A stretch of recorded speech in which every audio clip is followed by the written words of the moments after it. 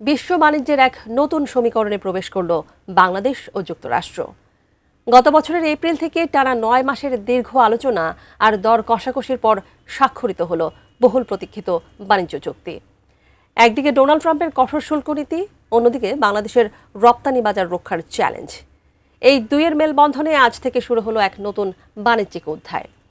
এই চুক্তির বিস্তারিত এবং বাংলাদেশের জন্য অর্জিত সাফল্যের বিস্তারিত জানাচ্ছেন তৌফিকুল ইসলাম আশিক।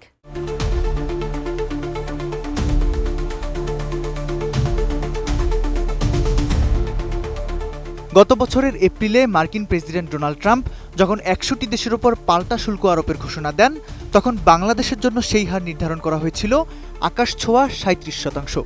রপ্তানি খাতে বড় ধরনের বিপর্যয়ের শঙ্কা থেকে কয়েক দফায় সেই শুল্কের হার কমিয়ে ৩৫ এবং পরবর্তীতে ২০% নামিয়ে আনা সম্ভব হলেও বাংলাদেশের লক্ষ্য ছিল আরও সুবিধাজনক অবস্থানে পৌঁছানো। অবশেষে সোমবার রাত ১০টায় ভার্চুয়ালি উভয় পক্ষের প্রতিনিধিদের উপস্থিতিতে চূড়ান্ত হলো সেই চুক্তি।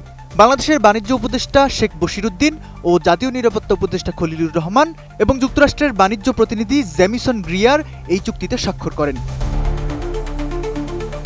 আগে ২০% শুল্ক কার্যকর থাকলেও নতুন এই চুক্তিতে সেটি কমিয়ে এখন ১৯% নির্ধারণ করা হয়েছে। তবে সবচেয়ে চমকপ্রদ খবরটি এসেছে তৈরি পোশাক খাতের জন্য।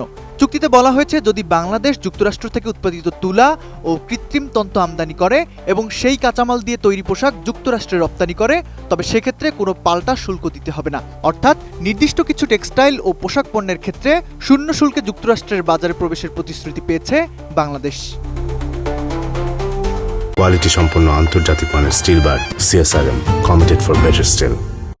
চুক্তির এই অভাবনীয় সুবিধাকে ইতিবাচক হিসেবে দেখছেন দেশের শীর্ষ রপ্তানিকারকেরা।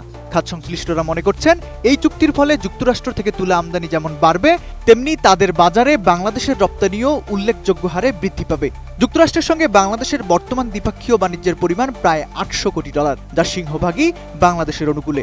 এই বাণিজ্যিক ভারসাম্য বজায় রাখতে এবং ট্রাম্প প্রশাসনের কড়া শর্তগুলো পূরণ করতে গত কয়েক মাসে যুক্তরাষ্ট্র থেকে গম, সয়াবিন তেল, ভুট্টা ও LNG আমদানির পরিমাণ বাড়িয়েছে ঢাকা। তবে এই চুক্তির সফলতা নিয়ে ভিন্ন মত রয়েছে। বিশেষজ্ঞরা মনে করছেন, চুক্তির প্রতিটি শর্ত পরিষ্কার হওয়া প্রয়োজন। প্রাপ্ত সুবিধার বিপরীতে বাংলাদেশকে দীর্ঘমেয়াদে কি কি অঙ্গীকার পূরণ করতে হবে সেটি যাচাই করা জরুরি।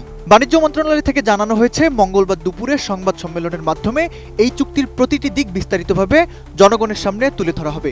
সব মিলিয়ে বৈশ্বিক ভূরাজনীতি আর বাণিজ্যিক অস্থিরতার মধ্যে ট্রাম্প প্রশাসনের কাছ থেকে আদায় করা এই সুবিধা বাংলাদেশের অর্থনীতির জন্য কতটুকু সুবিধা করতে পারে সেটাই এখন দেখার বিষয়। তৌফিকুল ইসলাম আশিক, ATN নিউজ।